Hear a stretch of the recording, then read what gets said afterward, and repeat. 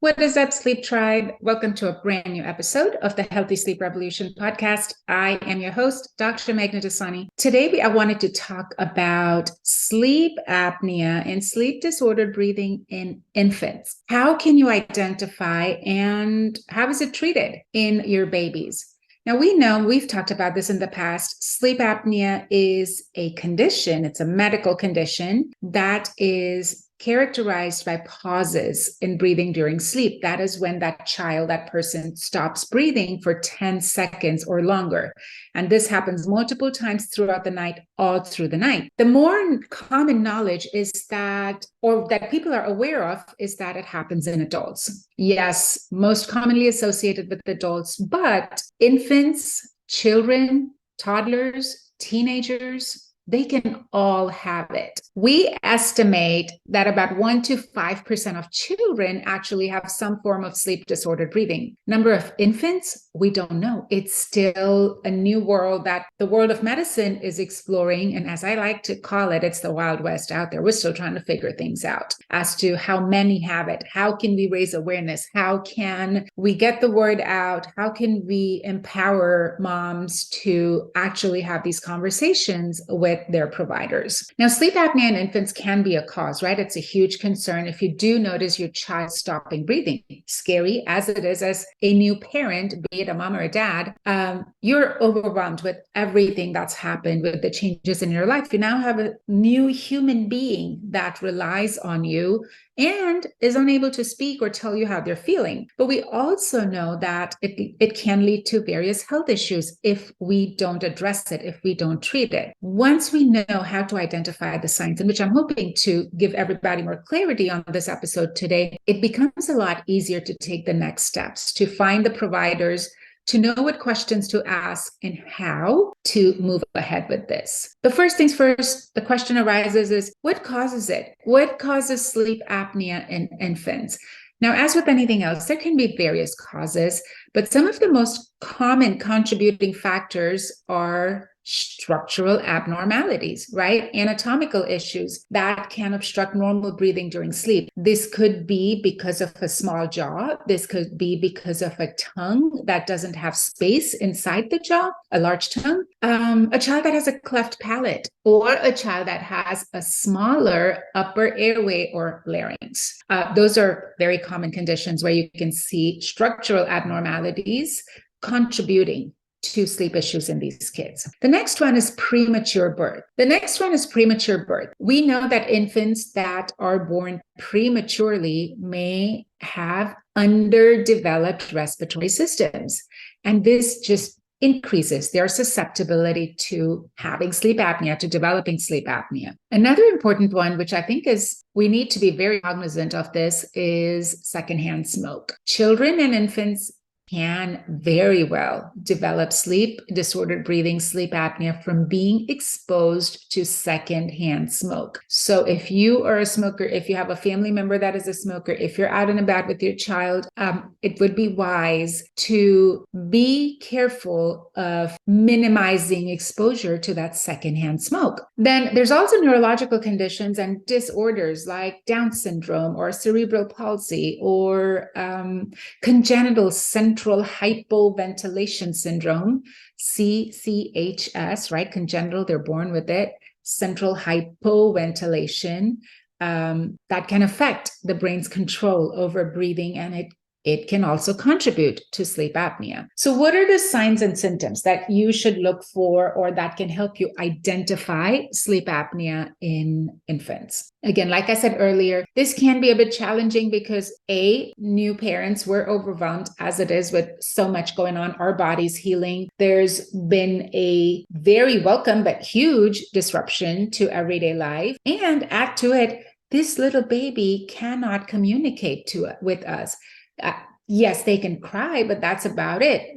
What does their cry mean? Are they hungry? Are they tired? Are they wet? Do they not feel good? What's going on? So identifying this can be challenging because babies are unable to communicate with us about what they're truly feeling. But as parents, what we can do is watch for several things that could indicate that there is something going on. A, being loud or persistent snoring. Now, remember, I've said this before, snoring in children isn't always the same as what we see in adults. Loud, audible breathing does count as snoring in children. Now, infants often cry or they're squirmy in their cribs, right? And they also make other noises as they sleep. Up to 3 months of age, infants hardly ever, they rarely snore. So if you hear like what sounds like snoring, like obstructed breathing, in your infant and it is persistent night after night, bring it up. You'd rather have your healthcare provider rule it out than you worry about, oh, what are they going to think about it? Or I'd rather be the mom, the parent, the doctor that worries more and has it ruled out than have it impact their health. Then we're also looking for pauses in breathing, right? Look at your baby when they're asleep. Actually look at them. I mean, yes, they're beautiful angels, but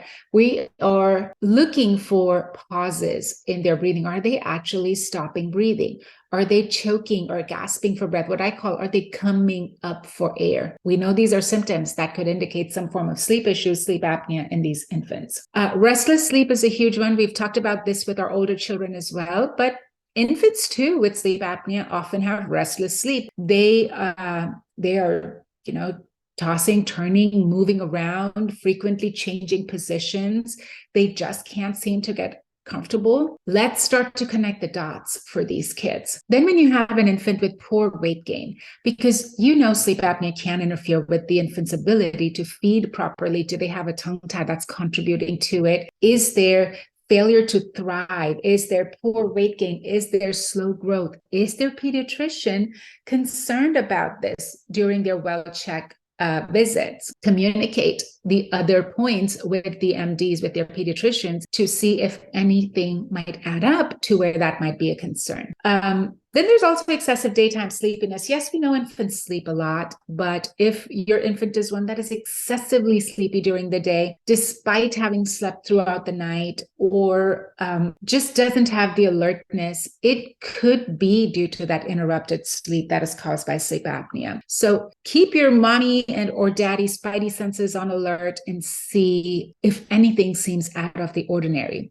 Now, again, we know these signs alone do not confirm the presence of sleep apnea in your child, but it should at least prompt further evaluation by a healthcare professional. Now, other signs that we're going to watch out for should include recurrent respiratory infections, mouth breathing, huge one. Even in infants, we can observe that. Infants should be sleeping with their lips together, and nasal breathing. If you have an infant that sweats excessively during sleep, has difficulty swallowing, we talked about that. Is there a tongue tie? Do they have difficulty nursing, latching on, very gassy because of aerophagia, where they're swallowing air along with milk? That could indicate why something is happening and what it could be leading to. Now, if you're concerned at all, just talk to your pediatrician, consult a healthcare professional for a comprehensive evaluation.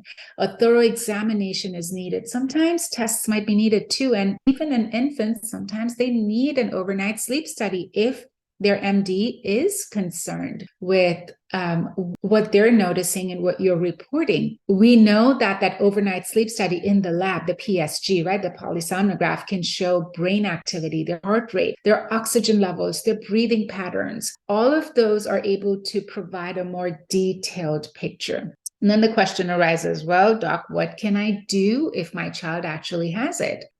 All of this can cause us as parents to feel scared, to feel confused, to get upset. But until you know what's going on, it cannot be addressed. It may not be sleep apnea or sleep issues. At least you've ruled that out. But say in the situation that it is, that they are positive for it, just know there are treatment options. We got to figure out what is causing it to be able to address that. Do they have a tongue tie that is contributing to it?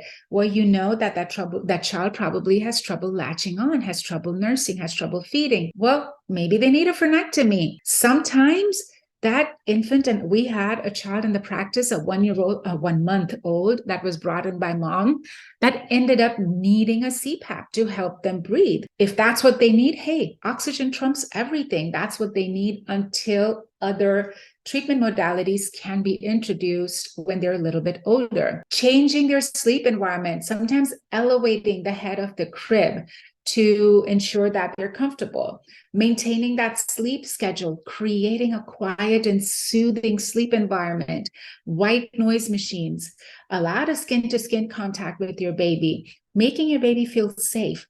All of those play a role in the quality of sleep that your child is going to get. So we know that identifying and treating sleep apnea in babies requires a lot of careful observation, not just from our end as parents, but even with your medical provider, making sure they get prompt medical evaluation, appropriate interventions are incorporated, truly needing that team, that tribe, that village around us to be able to help our babies. So early detection, early intervention is going to help ensure that our little ones receive that treatment so they can get the rest and the uninterrupted sleep that they need. As always, if this resonates with you, if you know someone that could benefit from this information, hit the share button, leave us a review, and I will see you next time.